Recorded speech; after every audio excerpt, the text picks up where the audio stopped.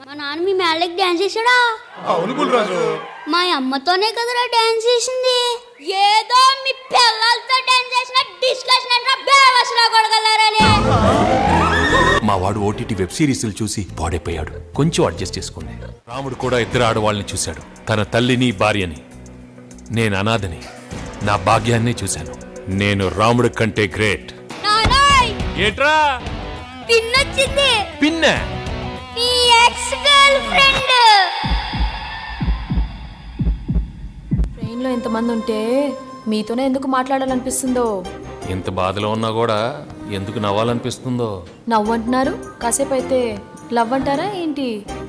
ముదురు బెండకాయని ఓకే అంటారా ఏంటి?